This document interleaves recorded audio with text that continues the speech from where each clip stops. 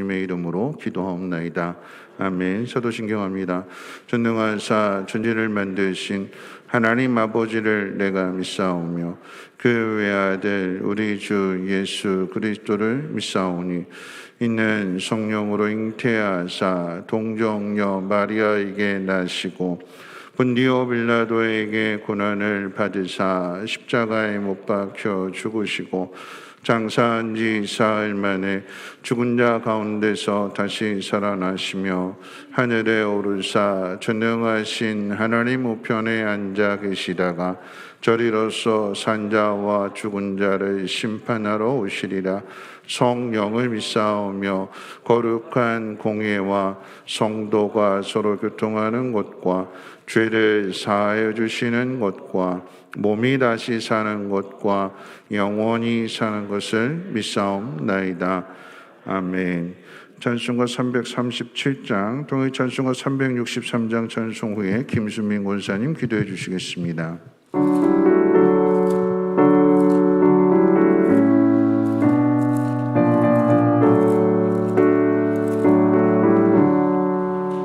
내 모든 시험 무거운 짐을 주 예수 앞에 아뢰이면 근심에 쌓인 날 돌아보사 내 근심 모두 맡으시네.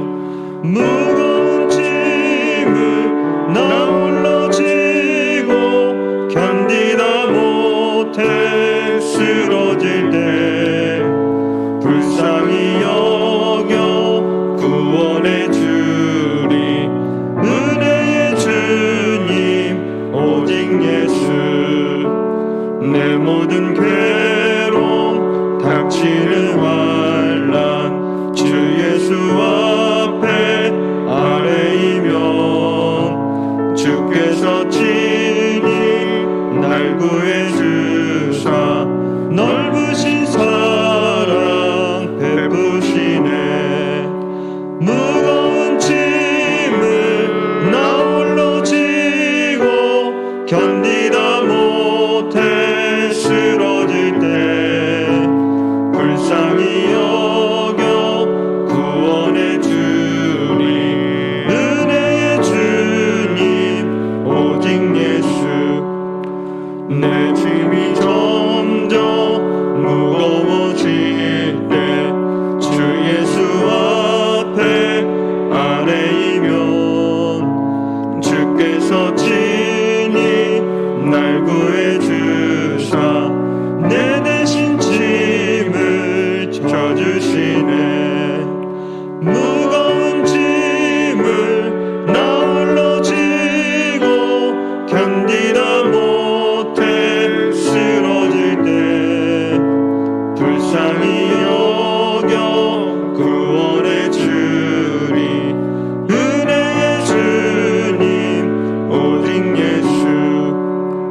마음이 쉬어 무서운 죄를 주 예수 앞에 아뢰이면 예수는 나의 능력이 되사 세상을 이길 힘주시네. 무거운 짐을 나 홀로 지고 견디다 못해 쓰러질 때 불쌍히 여겨 구원해 주리. 은혜의 주님 오직 예수. 사랑과 은혜가 많으신 하나님 감사합니다. 거룩하고 복된 날 주님의 날에 한자리에 모여서 예배하게 하시니 감사합니다. 하나님의 자녀로서 하나님이 원하고 바라는 삶을 살지 못한 것 용서하시고 하나님의 선하신 뜻 가운데 살아가길 원하고 바랍니다. 말로는 하나님의 자녀로 살아간다 하면서 삶 속에서는 내 뜻과 내 마음대로 누리고 고집대로 살았음을 고백합니다. 하나님 용서하여 주옵소서. 우리의 뜻과 원함이 아닌 하나님의 뜻과 계획하심에 순종하며 믿음으로 나아가는 하나님의 자녀 되길 간절히 소원합니다. 하나님 감사합니다. 우리 성민교회를 지금까지 여기까지 인도하신 하나님 선하심에 감사드립니다. 사랑과 은혜가 넘치는 성민교회 되게 하옵소서.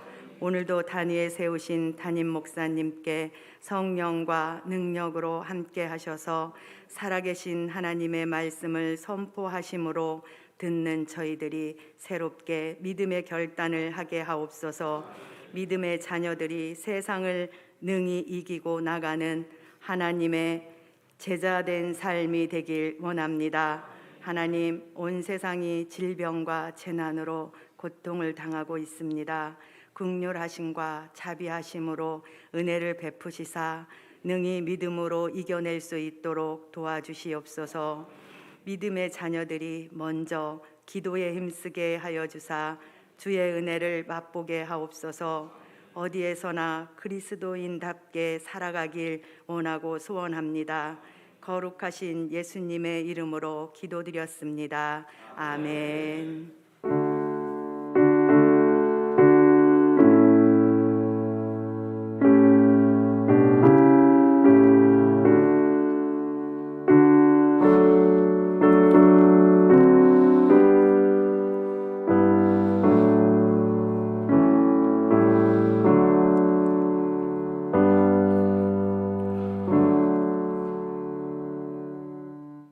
교회 소식은 주보를 참고해 주시고요. 차량부 광고입니다.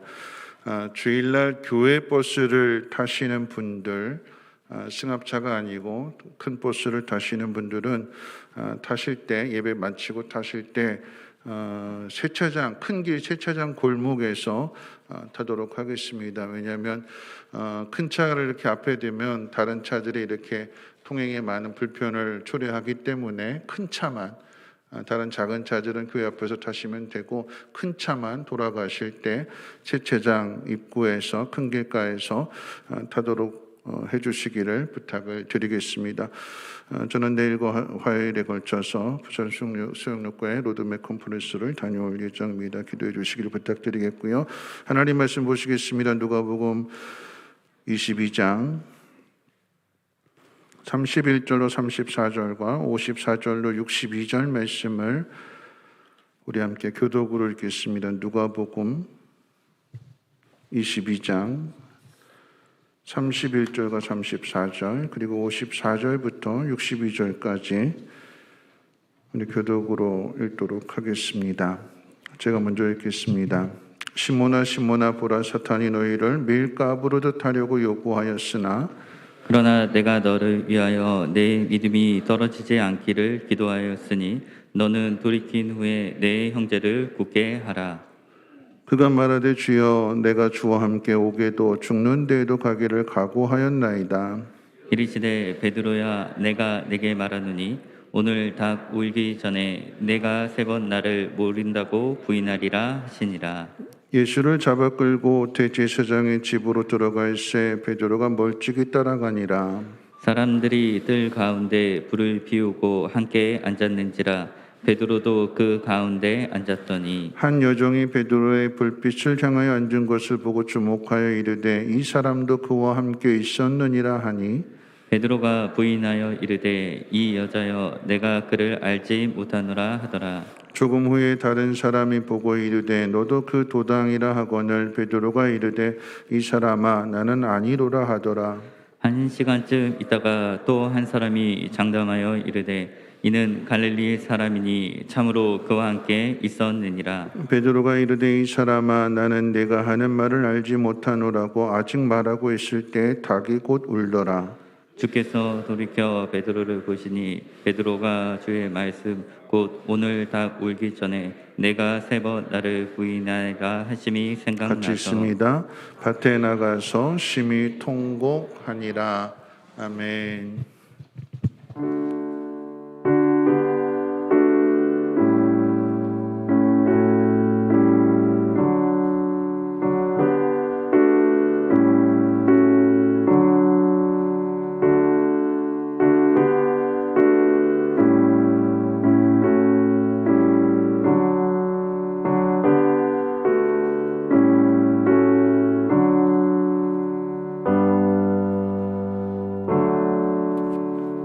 기도하겠습니다. 좋으신 하나님 감사합니다.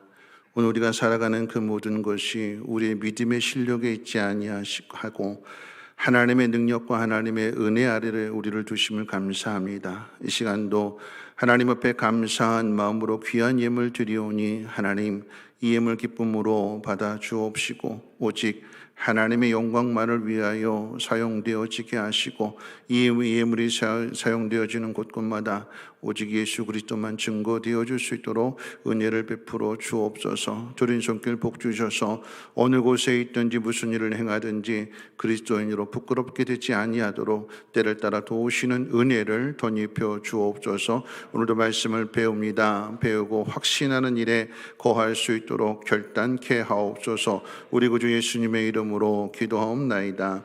아멘.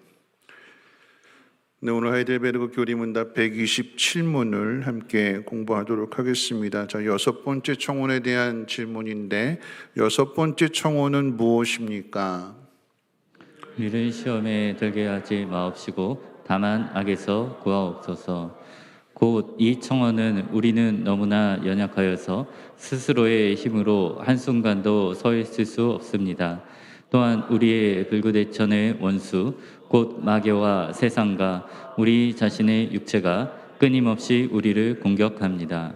그러므로 당신께서 성령의 능력으로 우리를 유지시키시고 강하게 하사 이 영적 전쟁에서 우리가 최종적으로 완전한 승리를 얻기까지 패배당하지 않게 해주소서라고 구하는 것입니다. 네, 여러분 읽으신 이 내용이 불구대천의 원수, 좀 어려운 단어들이 참 많이 있는데 이것은 원문을 그대로 번역했기 때문에 그러하다라고 하는 것을 이해해 주시고, 자, 주기도문의 6번째 청원은 죄에 대한 실제적인 문제와 사단의 공격으로부터의 하나님의 주권과 보호를 다루고 있습니다. 오늘 세 가지를 살펴볼 것인데, 첫 번째, 6번째 청원이 필요한 이유, 그리고 두 번째로 6번째 청원이 가능한 이유, 그리고 세 번째로는 6번째 청원이 중요한 이유를 생각해 보고자 합니다. 자, 첫 번째로 우리는 왜 이 6번째 청원으로 기도해야 하는가 하는 것입니다. 두 가지 이유를 들 수 있겠는데요. 첫 번째는 우리가 연약하다는 사실 때문에 그러합니다. 인간은 연약한 존재이지만 죄는 늘 그 사실을 잊게 만듭니다. 언제 그 사실을 잊게 하는가 하면 주로 성장할 때 이것이 나타나게 됩니다.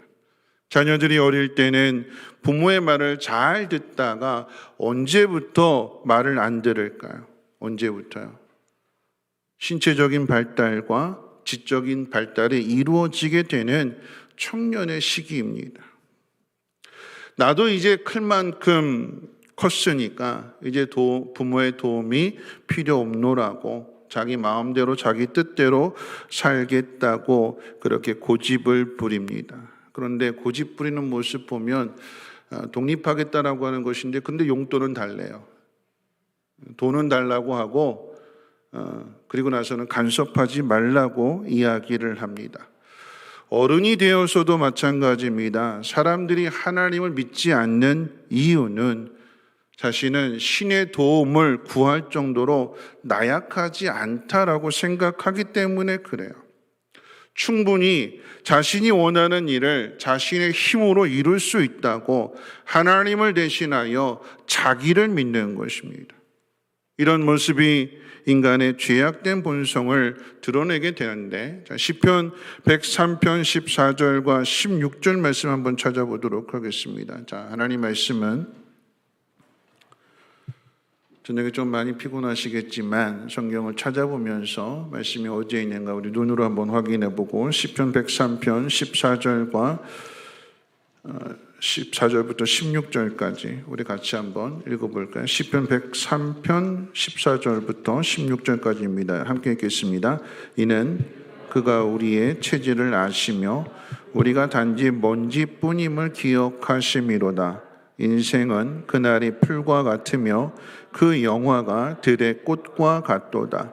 그것은 바람이 지나가면 없어지나니 그 있던 자리도 다시 알지 못하거니와. 인간의 체질은 흙으로 시작이 되었습니다. 하나님께서 땅으로부터 흙을 취하여 사람을 만드시고 그 코에 숨을 불어넣어 주셨습니다. 자, 이 말뜻은 인간의 생명과 숨과 그 모든 것이 하나님을 의존하도록 되어 있다라고 하는 것입니다. 생명이 어디에서 시작이 되었는가? 하나님으로부터 시작이 되었습니다. 우리의 인생을 시작하게 하신 분이, 허락하신 분이 하나님이시라고 한다면, 그러면 우리를 지으신, 우리를 만드신 하나님 앞에 우리가 모든 것을 의존해야 되는 거죠. 그렇게 시작된 인생을 또한 풀에 비유하셨어요. 여러분 거리에 보셔서 아시겠지만 벚꽃이 화려하게 피었지만 비와 바람에 의해서 금방 사라져 버렸어요. 오랫동안 좀 답답하고 그래서 좀 이제 벚꽃의 그 화려함도 좀 보고 벚꽃 구경도 좀 해야겠다 싶었는데 핀 지 얼마 안 되어서 마치 장마비 오는 것처럼 비가 많이 내림으로 인하여서 펴보지도 못하고 많은 꽃잎들이 다 지고 말았어요. 바람에 다 날려가 버렸습니다. 지금은 제대로 흔적조차도 보이지를 않습니다. 일순간이라고 하는 얘기야. 아무리 화려하다 할지라도 잠깐 지나가는 것에 불과하다라고 하는 것을 우리에게 가르쳐 주고 있습니다. 그런데 죄는 항상 자기를 사랑하는 마음에 빠지게 합니다. 자기를 사랑하는 마음 때문에 나는 남들과 다르다, 나는 약하지 않다, 나는 강하다, 나는 악하지 않다, 나는 선하다, 나에게는 문제가 없다, 스스로에 대한 자부심을 갖게 합니다. 그런데 성경은 분명하게 말합니다. 인간은 강하지 않다. 인간은 스스로 있는 존재가 아니다. 인간은 악하다. 오늘 교리문답에서도 분명하게 우리에게 가르칩니다. 우리는 너무나 연약하여서 스스로의 힘으로 한순간도 서 있을 수 없습니다. 왜 우리가 악에서 구원해 달라고 기도해야 되는가? 그 첫 번째 이유는 우리가 약하기 때문에 그런 거예요. 자, 두 번째는 사단의 분노 때문에 그러합니다.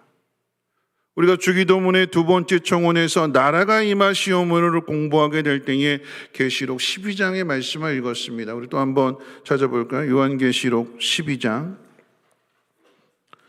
신약성경 맨 뒤에 요한계시록 12장.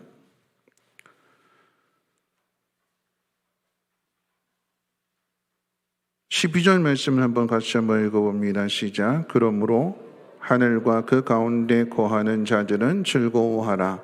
그러나 땅과 바다는 화 있을진저 이는 마귀가 자기의 때가 얼마 남지 않은 줄을 알므로 크게 분내어 너희에게 내려갔습니다. 또 17절입니다. 17절도 한번 읽어봅니다. 시작. 용이 여자에게 분노하여 돌아가서 그 여자의 남은 자손 곧 하나님의 계명을 지키며 예수의 증거를 가진 자들과 더불어 싸우려고 바다 모래 위에 서 있더라. 여자의 남은 자손이라고 하는 것은 성도들을 가리킵니다. 저와 여러분들도 여기에 포함되어져 있습니다. 사단이 분노하여서 전쟁을 걸고 있는 상황 가운데 우리는 살고 있다는 사실을 잊지 말아야 될 것입니다.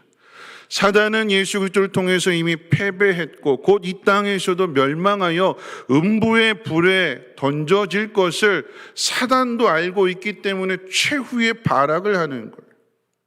이 최후의 발악을 위해서 동맹군을 모집하고 있습니다. 사단의 첫 번째 동맹군이 누구냐? 세상입니다. 세상. 요한복음 15장 19절에 이렇게 기록되어 있어요.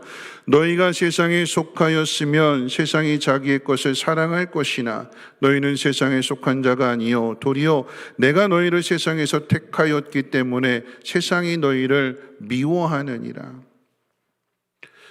예수님이 말씀하신 이 세상이라고 하는 것은 1차적으로 예수님과 제자들을 핍박하는 배교한 유대 사회를 가리키고 또한 예수님을 십자가에 못 박은 세상 사람들도 의미합니다.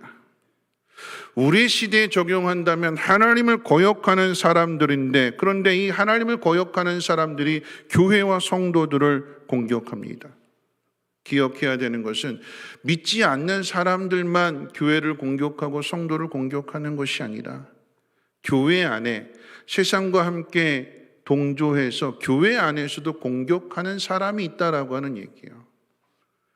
예수님을 누가 십자가에 못 박게 했을까요? 누가 처음에 배반했을까요? 가룟 유다입니다.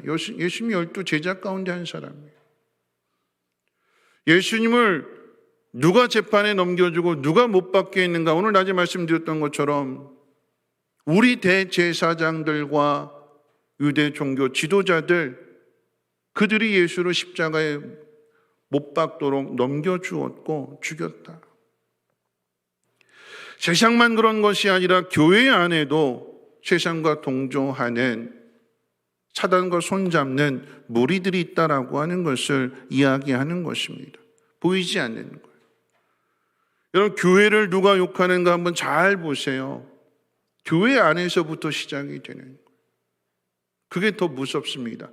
요즘 시대를 가리켜서 프레임 전쟁이라고 하는 말이 있어요. 프레임이라고 하는 것은 뼈대, 틀이라고 하는 얘기예요. 예를 든다면 이런 이야기예요.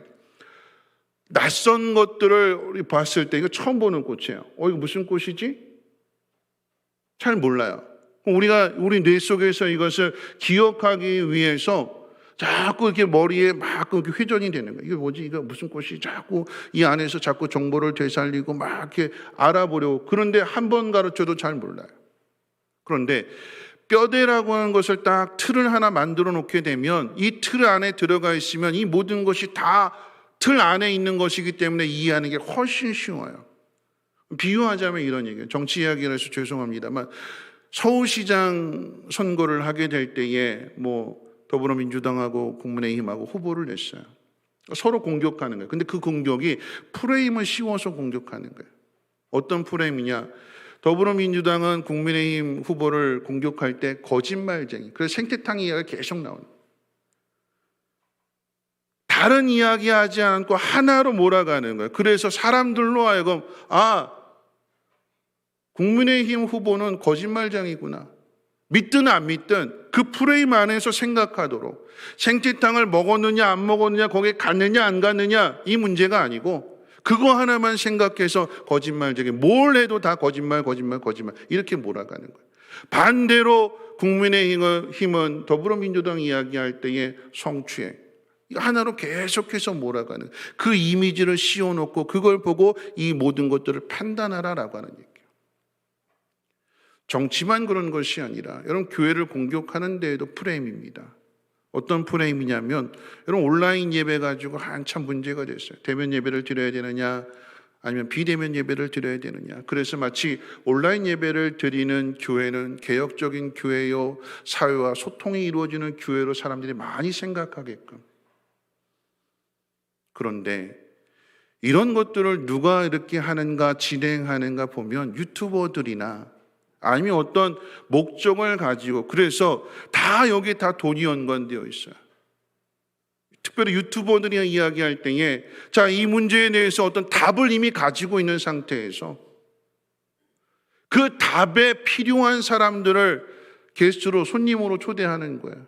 그리고 이야기를 토론을 합니다. 다 나름대로 다 지명도가 있는 분들이에요. 이미 답을 가지고 질문을 하고 그 답을 요구할 때에 그 유튜브를 통해서 아니면 방송을 통해서 그것이 사람들에게 그대로 전달되어지게 되는 거예요. 여러분, 예배에 대해서 이야기를 하는데 예배는 신학자가 이것을 해석하고 이걸 풀어가야 되는데, 근데 사회학자가 와서 이 예배에 대해서 이야기를 한다면 이게 정확한 진단이 될까요? 프레임이에요, 프레임. 교회는 말을 안 듣는다. 교회는 자기들밖에 모른다 하는 그 프레임을 가지고 사단이 공격하는 거예요. 또 하나의 대표적인 경우로 이야기한다면, 여러분, 동성애 차별, 이 동성애 이 금지법이 어떤 프레임을 가지고 씌워놓고 지금 이야기를 하는가? 동성애 금지법이 아니에요. 허용법이 아니에요. 뭐라고 프레임을 걸어놨죠? 차별금지법, 차별금지법. 장애인에 대한 차별, 또 아니면 남녀에 대한 차별, 차별이라고 하는 이 프레임 안에다가 이 동성애를 싹 끼워 넣는 거예요. 그러니까 이 기독교는 뭘 반대할까요? 동성애 반대하는 거잖아요. 그럼 동성애만 반대하는 게 아니라 지금 이 차별금지라고 하는 프레임 안에다 이걸 싹 집어넣었으니까 기독교가 동성애를 반대한다는 건 뭘 반대하는 거예요? 그렇죠? 기독교는 차별하는 종교다. 그래서 공격하게 되는 거예요. 사람들이 생각할 때 기독교가 그 안에 동성애가 들어있기 때문에 반대하는 것은 생각하지 않고 겉으로는 화려하게 아름답게 잘 사람들이 이해하기 쉽도록 차별금지법 딱 해가지고 법안을 내놓게 되니까 기독교가 반대하니까 기독교는 차별하는 것을 허용하는 종교다. 그래서 사단이 기독교를 공격하게 만드는 거예요.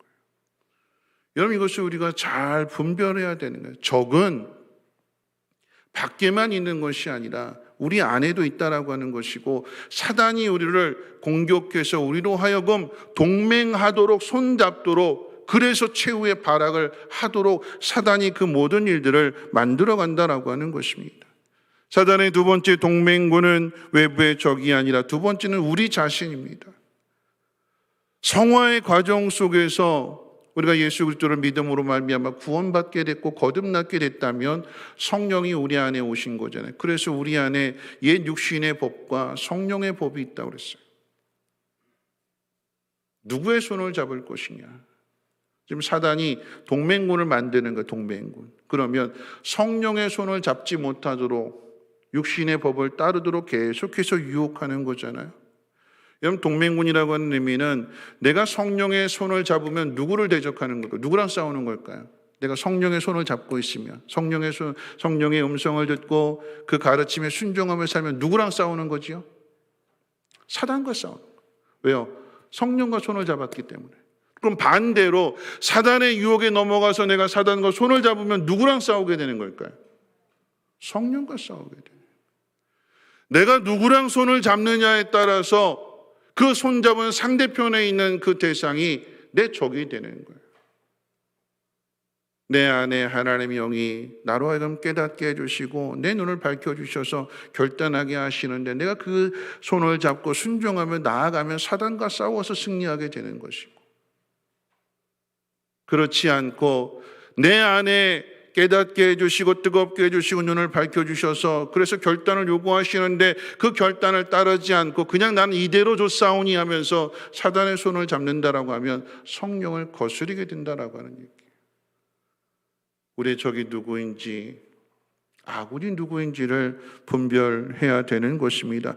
여러분, 이 싸움 가운데 있어서 우리는 항상 기억해야 되는 것이 악으로부터 출발했어요. 태어나는 모든 사람이 아담의 본성을 가지고, 타락한 본성을 가지고 태어났기 때문에 죄악된 본성에서 우리가 거듭난 은혜를 받은 거잖아요. 그럼 여전히 내 안에 죄악된 본성이 남아있어요. 비유하자면 그런 거예요. 내가 조폭색의 몸을 담았다가 이렇게 살아서는 안 되겠다 깨닫고, 그리고 이제 결단하고 나 이제 이렇게 안 산다 하고 이제 뿌리치고 나왔어요. 말 한마디만 하면 모든 것이 다, 주먹 하나면 모든 걸 다 이루는 그런 세상에 살다가 이제는 내가 땀 흘리면서 수고하면서 힘들게 살 때에 여러분, 그 조폭들이 찾아와가지고 형님 그러면서 한 번만 도와주시죠. 다시 돌아오라고 유혹하는 거예요. 그러면 힘들고 어렵고 고달프게 살던 사람이 옛 생각을 하게 되면 그들과 손잡으면 다시 편하게 살 수 있는 거예요. 정말 뿌리치기 어려운 그런 유혹이에요. 그런데 어떻게 해요? 변화되려면 그거 뿌리쳐야 되는 거죠. 편하게 쉽게 살자고 자꾸 유혹하게 될 때에 여러분, 우리는 악해요. 저나 여러분이나 다 악해요. 출발이 악해요. 그러면 힘써 싸우지 않는다면 다시 우리 옛 본성으로 돌아가는 거예요. 옛 성품으로. 날마다 자기를 부인하고 자기를 쳐서 말씀 앞에 복종시키지 않는다면 옛 본성이 살아나고 옛 성품이 살아나서 나는 아닌 것 같은데 그래서 다시 옛날로 돌아가게 되는 거예요. 그래서 힘써 싸워야 되는 것입니다. 여러분, 이 싸움에서 이겨야 되는데 이기지 못하고 진 사람을 오늘 본문에서 우리에게 가르쳐주고 있는 베드로입니다. 베드로는 리더십도 있고 카리스마도 있고 열정과 신념이 강한 바닷가 사람이에요. 바닷가 사람. 그런 베드로가 계집종말 한마디에 모든 것이 무너집니다. 왜 그런가 오늘 읽은 말씀 가운데 있는데, 오늘 다시 본문으로 돌아오셔서 한번 보실까요? 자, 31절과 32절 말씀을 다시 한번 읽어봅니다. 31절, 32절 시작. 시몬아, 시몬아, 보라, 사단이 너희를 밀가부르듯 하려고 요구하였으나 그러나 내가 너희를 위하여 내 믿음이 떨어지지 않기를 기도하였노니 너는 돌이킨 후에 내 형제를 굳게 하라. 여러분, 베드로가 왜 넘어졌을까요?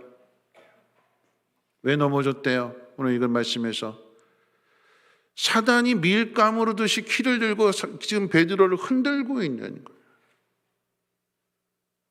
사단이 흔들기 때문에 그 흔들리는 것으로 인해서 떨어지게 된 거예요. 넘어지게 된 거예요. 그런데 그런 베드로를 위해서 주님이 기도하셨대요. 넘어지지 않도록, 바깥으로 떨어지지 않도록. 사단이 키를 들고 흔들고 있는데 주님이 이렇게 말씀하시는데 베드로가 여기에 대해서 뭐라고 이야기할까요? 33절 한번 읽어볼까요? 33절입니다. 시작. 그가 말하되 주여 내가 주와 함께 오게도 죽는 데에도 가기를 각오하였나이다. 사단이 너를 밀가부르듯이 까부를 거야. 내가 너 넘어지지 않도록 내가 하나님 앞에 기도했어. 그랬더니 아니요 주님, 내가 왜 넘어집니까? 나는 절대 안 넘어집니다. 내가 주와 함께 오게도 갈 것이고 내가 어디 가든지 다른 사람은 다 버릴지라도 나는 주님 절대 버리지 않습니다. 나는 떨어지지 않을 자신이 있습니다. 걱정 붙들어 매십시오. 여러분, 이 뉘앙스의 말을 많이 들어보지 않았어요? 어디서 들어봤을까요? 난 안 떨어져요. 난 걱정하지 마세요. 난 끄떡없어요. 어린아이들이 그래요. 어린아이들이. 나쁜 사람이 너 잡아갈 거야 그러면 아이들이 뭐라고 해요? 아, 걱정하지 마. 내가 발차기로 내가 물리치면 돼. 태권도 한참 배울 때 노란 띠 딱 달고 이제 태권도 배웠으니까 발차기로 내가 물리치면 내가 이겨. 걱정하지 마. 우리 모습이 그래요. 우리 신앙. 주님 말씀하시는데 겸손하게 이 말씀 듣고 깨어서 기도해야 되는 것이고 시험에 들지 않도록 기도해야 되는데, 근데 베드로는 큰 소리부터 치는 거예요. 걱정하지 마십시오. 내가 주와 함께 오게도 갈 것이고 다른 사람 다 버려도 나는 절대 주님 버리지 않습니다. 적이 누군지도 모르는데 우리가 어떻게 안 넘어진다고, 떨어지지 않는다고 큰 소리 칠 수 있겠습니까? 누가 배신할 건지, 누가 나를 공격할지도 모르는데 나는 끄떡없다고, 나는 아무 이상 없다고 어떻게 우리가 큰 소리 칠 수 있겠습니까? 여러분, 그런 베드로에 대해서 오늘 예수님께서 가르쳐 주시는 것이 무엇이냐면 사단의 유혹과 시험으로부터 이길 수 있는 길은 기도밖에 없다라고 하는 것을 지금 말씀하시는 거예요. 여러분, 요한복음 16장에서 예수님은 제자들에게 예수님이 떠나실 것과 또한 세상이 예수님을 박해했듯이 제자들을 박해할 것이라고 하는 것을 말씀해 주셨어요. 우리 요한복음 16장 한번 찾아봅니다. 자, 요한복음 16장 22절 말씀 그리고 24절을 한번 읽어볼 텐데요. 자, 요한복음 16장 22절 말씀 한번 읽어볼까요? 시작. 지금은 너희가 근심하나 내가 다시 너희를 보리니 너희 마음이 기쁠 것이요 너희 기쁨을 빼앗을 자가 없으리라. 24절입니다. 지금까지는 너희가 내 이름으로 아무것도 구하지 아니하였으나 구하라 그리하면 받으리니 너희 기쁨이 충만하리라. 사단이 지금 분노해가지고 동맹군을 모집하기 위해서 공격하고 유혹하게 될 때 이것을 이길 수 있는 것은 기도밖에 없대요. 기도는 연약한 힘으로 이길 수 없기 때문에 하나님의 도움을 필요로 한다라고 하는 믿음의 고백입니다. 내가 하나님을 의지합니다라고 하는 고백이기도 합니다. 그래서 오늘 배우는 이 6번째 청원에서 우리를 유혹에 빠지지 않게 기도해달라고 부탁하는 거예요. 유혹에 빠지지 않도록.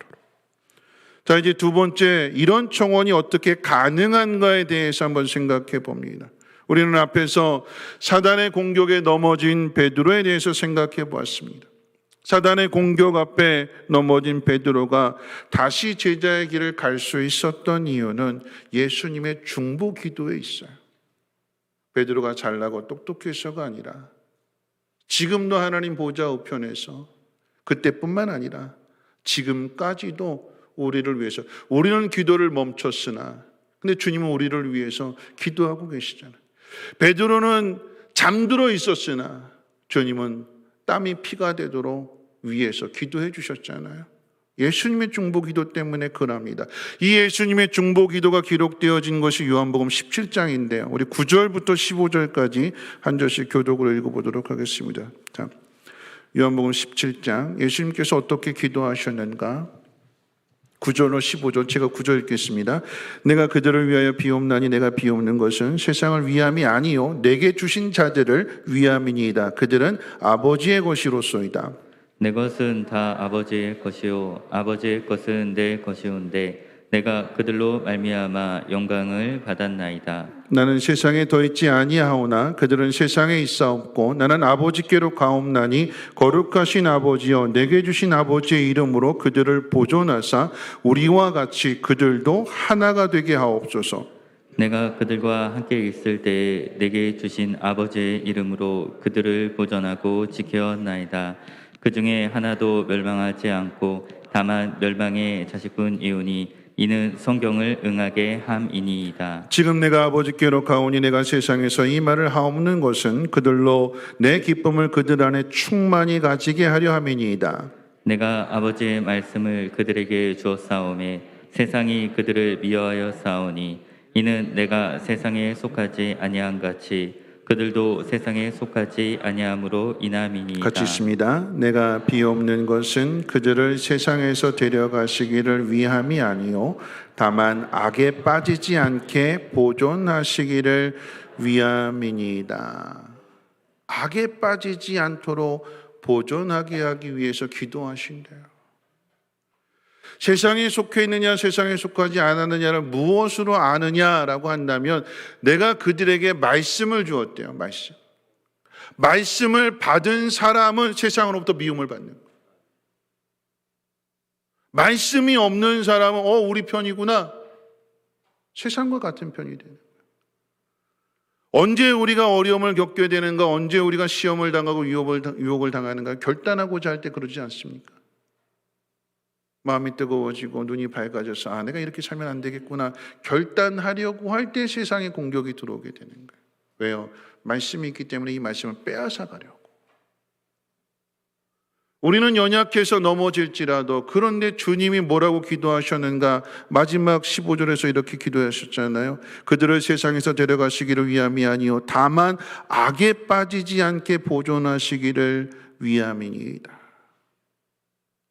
여러분, 사단의 유혹과 시험이 없는 삶이 아니라 그 유혹과 시험으로부터 하나님께서 지켜주시고 보존해 주시기를 위해서 주님이 기도하셨대요. 예수님은 베드로를 위해 기도하신 후에 누가복음 22장 32절에 이렇게 말씀하셨어요. 너는 돌이킨 후에 그랬어요. 돌이킨 후에.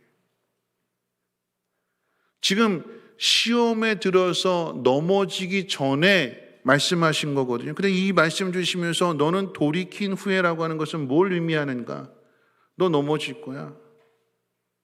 너 사단의 공격 앞에 맥없이 무너질 거야.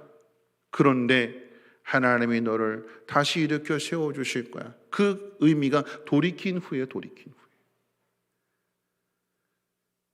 왜 하나님이 베드로를 다시금 새롭게 하시는가? 왜 그럴까요? 왜요? 넘어졌는데 자기의 믿음을 지킬 만한 힘이 없었는데 그래서 넘어졌는데 왜 베드로가 다시 일어나서 사명을 감당하게 될까요? 왜지요? 예수님이 기도하시죠. 예수님이 중보 기도하셨기 때문에 그 기도에 하나님이 응답해 주실 것을 예수님 믿으시니까 너는 돌이킨 후에 넌 돌이키게 될 거야.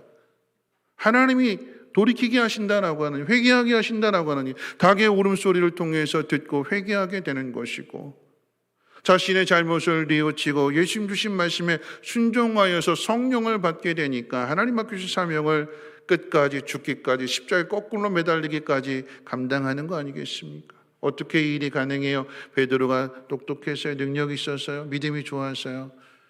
아니요. 주님이 기도하셨기 때문에.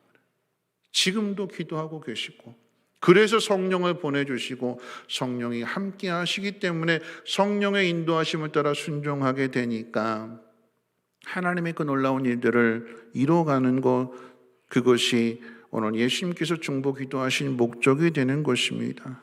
여러분, 타락한 마귀는 우리를 공격하려고 합니다. 세상을 이용하고 우리의 연약함을 이용해서 공격합니다. 그런데 그런 우리를 위해서 예수님께서 기도하시는 거예요. 하나님이 그 아들 예수를 이 땅에 보내심으로 인하여 제자들을 위해서, 택한 사람들을 위해서 중보자로 세우신 것이요, 이 땅에서도 기도하셨지만 승천하신 후에 하나님 보좌 우편에서 지금도 기도하신다라고 하는 것입니다. 왜 우리를 이 악에서 구원해 달라고 기도할 수 있는 근거가 무엇일까요? 근거가 뭐예요?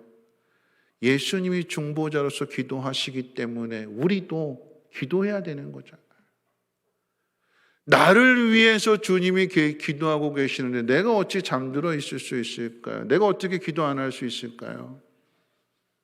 주님이 나를 위해서 기도하시기 때문에 나 또한 기도해야 된다는 사실을 깨달으시기를 주님의 이름으로 축원을 드립니다. 자, 이제 마지막 세 번째입니다. 왜 이 청혼이 중요한가라고 하는 것입니다. 주님이 우리를 위해서 기도하신다라고 하면, 그래서 주님의 기도 때문에 사단이 밀가부르시 까불렀는데 그런데 바깥으로 떨어지지 않고 베드로의 믿음이 지켜졌다라고 하면, 다시 회개하고 사명의 길을 걸어가게 되었다라고 하면 그럼 우리가 기도하지 않아도 되지 않는가? 주님이 기도하고 계시니까. 우리는 항상 이렇게 삐딱하게 생각해요. 그렇죠? 주님이 기도하시는데 다 알아서 해 주실 건데, 어떻게 가든 다시 돌아오게 하셔서 하나님 나라 들어가게 하실 것인데 그럼 아무렇게나 살아도 되지 않느냐, 우리 이런 생각을 갖게 되는데, 여러분, 이 또한 죄의 영향이 되는 거예요. 예수님께서 우리를 위해서 기도해 주시면서 시험에 빠지지 않도록 기도하라, 다만 악에서 구해달라고 기도하라고 가르쳐 주시는 그 이유는, 오늘 다시 본문으로 돌아오셔서 이제 마지막 보실 텐데, 자, 32절 말씀 한번 같이 한번 읽어볼까요? 누가복음 22장 32절 말씀 같이 한번 읽어봅니다. 시작.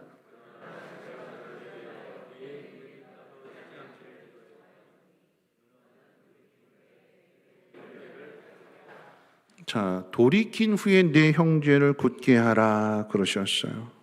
예수님의 기도로 돌이켜서 회개하게 되었다면 또한 예수님께서 기도하시는 대로 형제들을 굳게 하는 삶을 살아야 된다라고 하는 것입니다. 예수님께서 베드로를 위해서 기도해 주셨던 것처럼 그 베드로가 예수님의 기도를 통해서 그 믿음을 다시 회복했다면 베드로는 또한 다른 믿음에 연약한 형제를 위해서 기도하라라고 하는 의미가 되는 거예요. 그 사람이 진실한가 진실하지 않는가는 환경을 통해서 확인할 수 있습니다. 베드로가 큰 소리 칠 때는 예수님과 11 제자가 함께 있을 때였어요. 예수님 가르쳐 주실 때 예수님도 계시고 제자들도 있으니까 걱정하지 마십시오. 내가 쟤들보다는 낫습니다. 큰 소리 쳤어요. 예수님이 잡혀가신 일들로 인해서 다른 제들이 다 뿔뿔이 흩어지고 베드로 혼자 남게 되니까 연약한 자가 되는 거예요. 함께 있을 때는 큰 소리 쳤는데 예수님 잡혀가시고 멀찍이서 바라보고 불을 쬐고 있는데 한 계집종이 와가지고 너도 같은 도당이지, 너도 예수 믿는 사람이지, 너 예수님의 제자지, 그 말 한마디에 홀라당 넘어가는 거잖아요.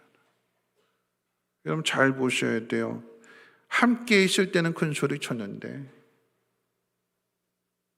주변이 다 예수를 잡아 죽여라 아우성치는 그 환경 속에 눈에 불을 켜고 예수 믿는 도당들을 잡아다 뿌리 뽑겠다라고 하는 그 속에 들어가게 혼자 있게 되니까 너도 그 당이지, 너도 그 당이지, 같은 갈릴리 사람이지 막 이야기하게 되니까 두려운 마음이 드는 거예요.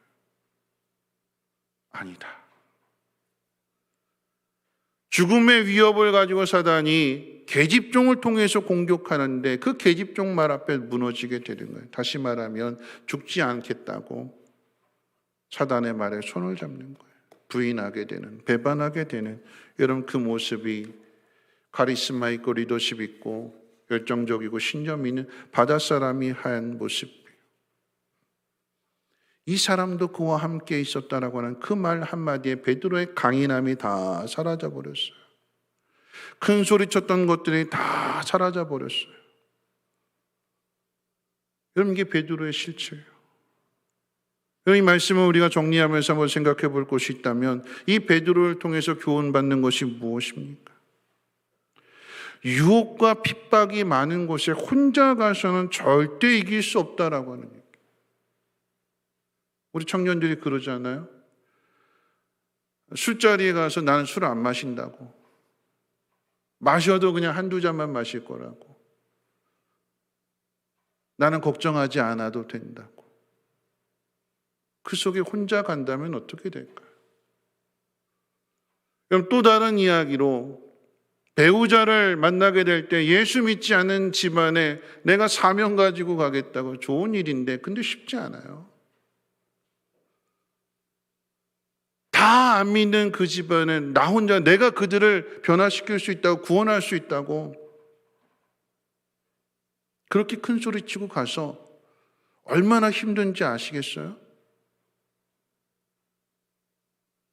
자기를 믿는 믿음 가지고는 안 되는 거예요. 정말 사명감 가지고 가야 되는 것이고 믿음의 동역자들을 세워서 날 위해서 기도해 주십시오. 기도 부탁하고 가야 되는 거예요. 근데 내가 이 사람 변화시킬게요. 내가 하나님이 아닌데 내 마음대로 어떻게 구원을 내 마음대로 결정할까요?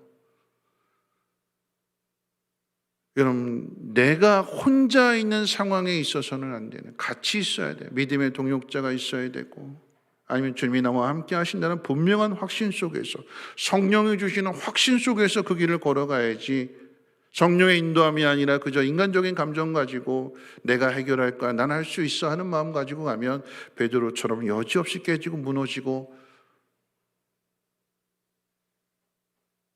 베드로의 모습이 그런 모습이에요. 우린 강한 사람이 아닙니다. 연약한 존재예요.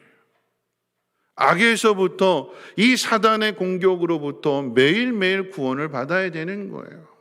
그렇기 때문에 우리는 하나님 말씀에 더욱 귀를 기울여야 되는 것이고 이 말씀 붙들고 사단의 유혹을 물리쳐야 되는 거죠.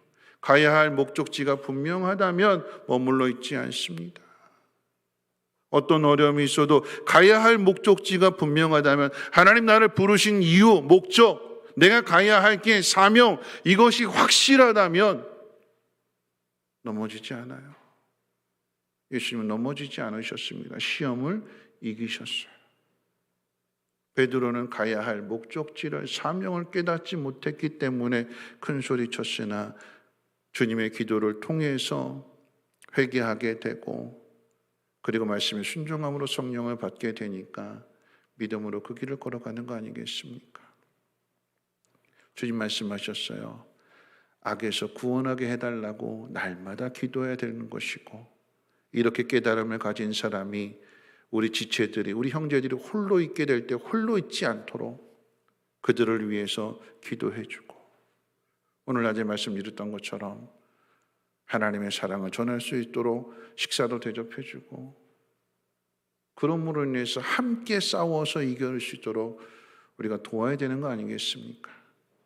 우리가 어느 자리에 있다 할지라도 때로는 우리의 실수의 연약함으로 베드로처럼 넘어진다 할지라도 낮에 드린 말씀처럼 함께 하셔서 말씀을 통해서 다시 뜨겁게 하시고 우리의 눈을 밝혀서 결단하고 다시금 주의 길을 걸어가게 하시는 분이 하나님이십니다. 그 하나님 의지하며 겸손히 순종할 수 있는 저와 여러분들 되시기를 주님의 이름으로 부탁을 드립니다. 우리 찬송가 290장 통의 찬송가 412장입니다.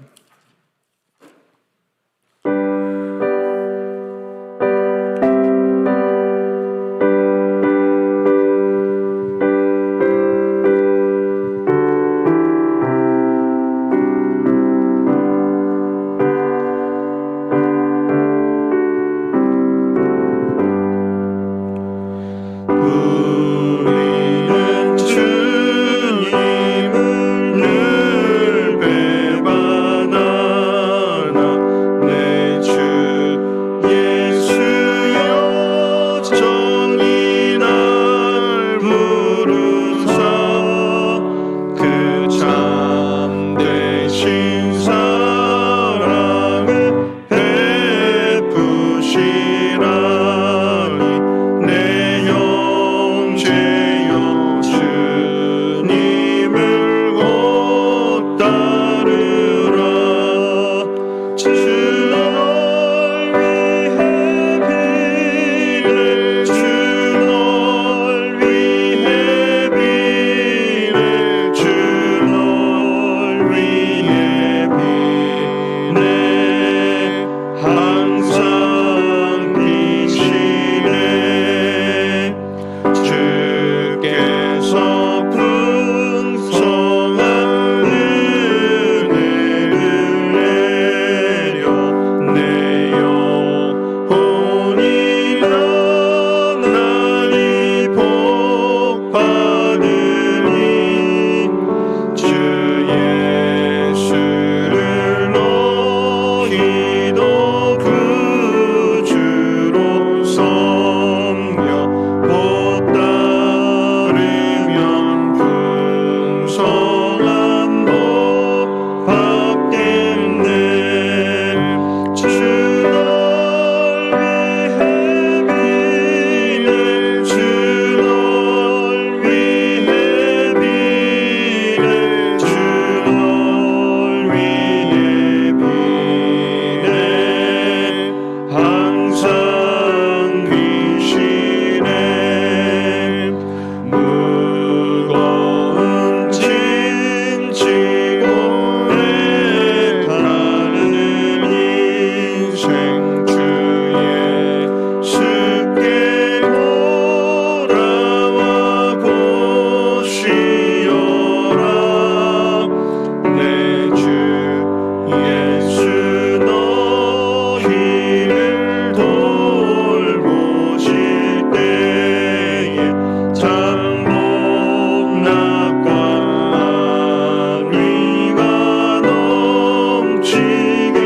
넘치겠네 주 널 위해 비네 주 널 위해 비네 주 널 위해 비네 항상